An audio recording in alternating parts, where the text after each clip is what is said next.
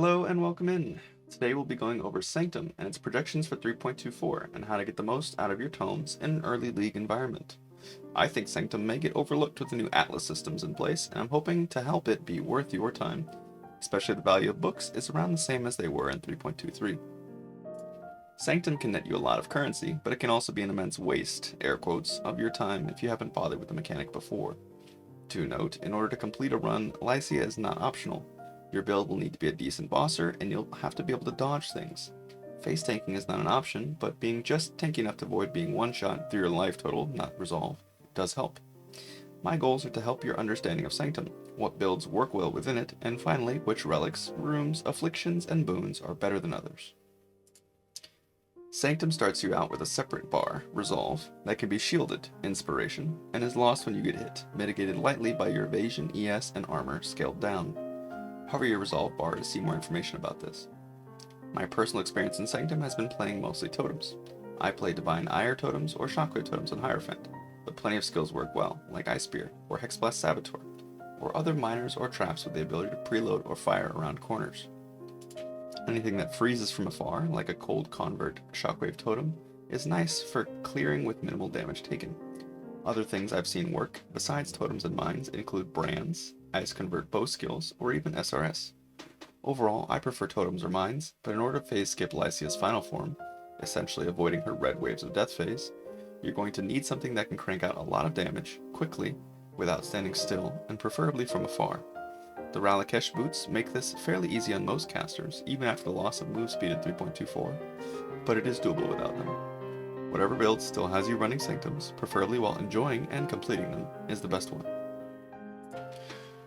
For relics, the most consistent moneymaker depends on how good you are at the mechanic. Hopefully we're here to shore up your worst runs, and maybe get you past Lycia on some runs that may have died in the past on floor 3 or 4.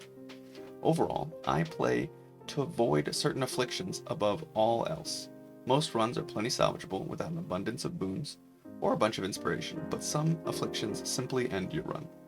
Not counting the major afflictions, which are usually bad anyways, my least favorites include Fiendish Wings, which used to bug out in the Lycia fight, but it does increase the speed at which the red waves come in. And this can be run ending right at the end of your run, which can be very demoralizing.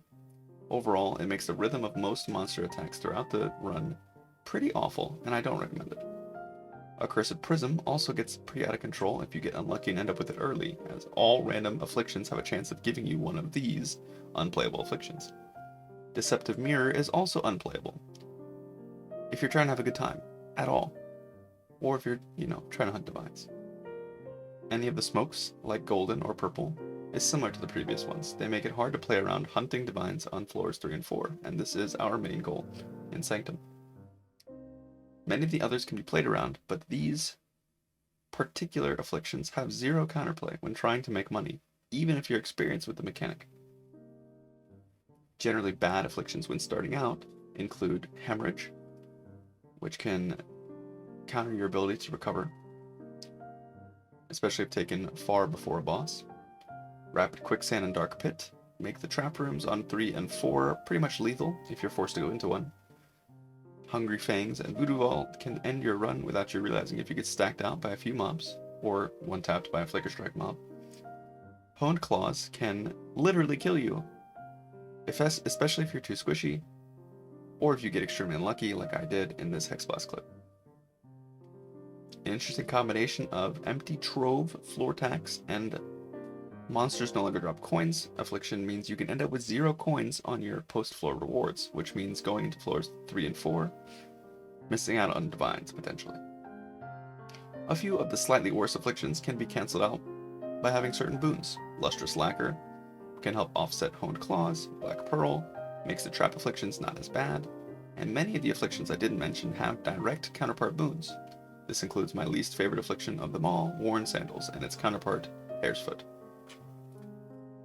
Boons that feel excellent and conducive to hunting divines include all of the major boons, of course, Scrying Crystal, which I prioritize over almost everything, Silver Tongue, which makes all of the merchants much more affordable, Ornate Dagger, unless you're already extremely strong, and the gold relics, Magnet, Coin, Trophy, and Mine with a unique coin relic, which I'll discuss later, and the Mirror of Fortune and or Sacred Mirror boons, which I'll also discuss later. In trying to learn Sanctum, going for things like glowing orb, wooden effigy, untuned loot, etc. to push your runs farther is plenty okay. You're better off prioritizing merchants on floor 1 and 2 anyway. To further this, relics with good mods for making the runs easier include gain resolve or max resolve after killing a boss. Bosses and guards impact less resolve and take more damage. Reduced merchant prices or additional merchant choices. And or +% to max resolve. You can generally get away with one large relic that has +% max resolve and or max resolve per boss kill, and a few supporting relics until you get the hang of things. These aren't the most common to drop, but are easy to come by on trade for fairly cheap, a few chaos. Relics for making money, however, are slightly different.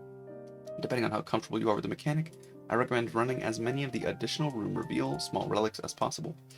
Just knowing where the divines are on the 3rd and 4th floors can up your profit per tome substantially. Over time, this will generally make you the most consistent money without unique relics. Selling these relics that drop, the additional merchant choice ones, the room reveal ones, early on, could fund your build if you prefer to be patient on the relics as well. Just keep an eye on the trade prices and make the choices you want to make for your build. Unique relics are an interesting case. You only run one per tome, so you have to choose wisely. The first crest is an entire strategy of a relic itself. It can roll 3 different choices, but the one you're looking for is relics.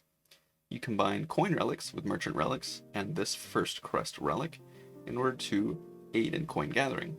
When you get to Lycia with as many coins as possible, and you defeat her, you increase your chances of dropping valuable relics, sheerly by increasing the volume of relics dropped.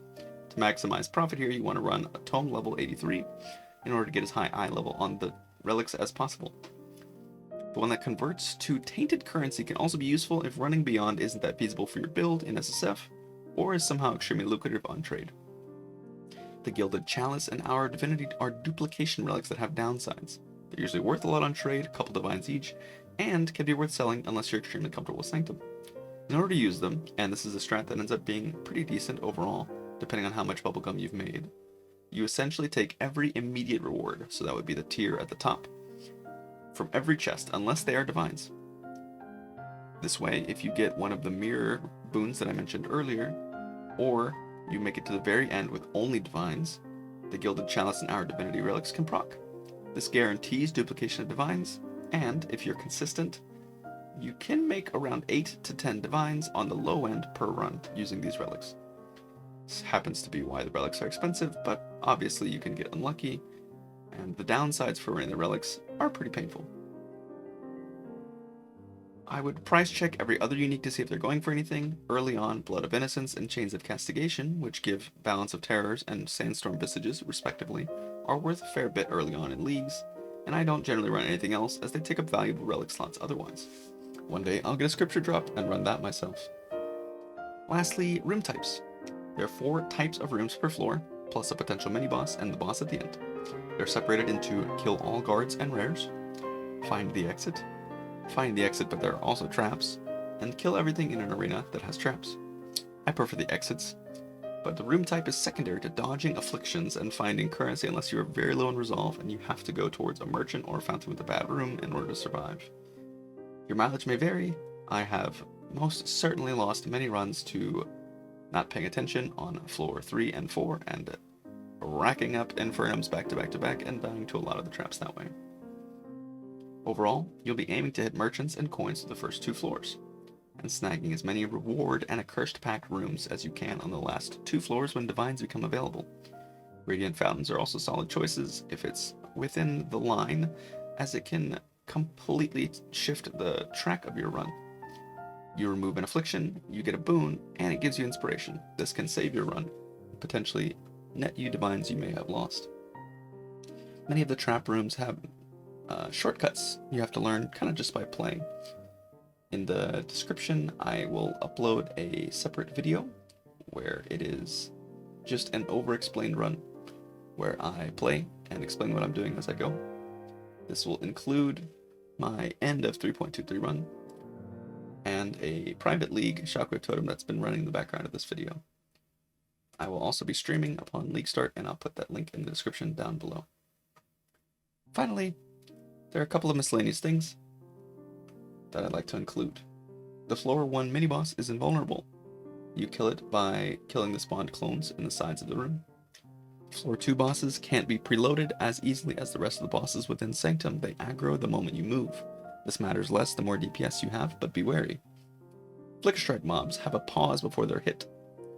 They're easily the most dangerous guard, and learning this rhythm increases the success rate of your runs substantially, in my opinion. In addition, the Archer mob with Ice Snipe tracks and leads you, and can use Rain of Arrows, and can be extremely dangerous if this Rain of Arrows ends up off-screening you, or sets it in a place where it forces you to run into more attacks. Prioritize the Flicker Strike and Ice Archer mobs over all others, in my opinion.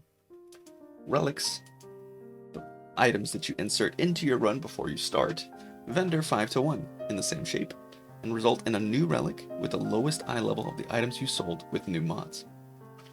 Accursed Pact rooms can have divines starting on floor 3. If you don't see any raw divines with your room relics revealed, shoot for these rooms, you might get lucky. Some traps, the fire spitting ones, can be blocked with totems. If you have a gem slot, I highly recommend adding a 20/20 Searing Bond. This allows you, if you're not running Runebinder, to simply block all of the damage you might take from fire trap rooms and lets you walk in a straight line, allowing you to minimize the damage you'll take during these trap rooms. Lastly, PoE is about fun. Have fun in the way that you want. It's the best part of the game. If that includes Sanctum, I hope I helped you out today. Useful links will be in the description, including VODs, my streams, and leave a comment if I missed anything or if you have any questions. I'll try to answer everything I can. Stay sane, Exiles.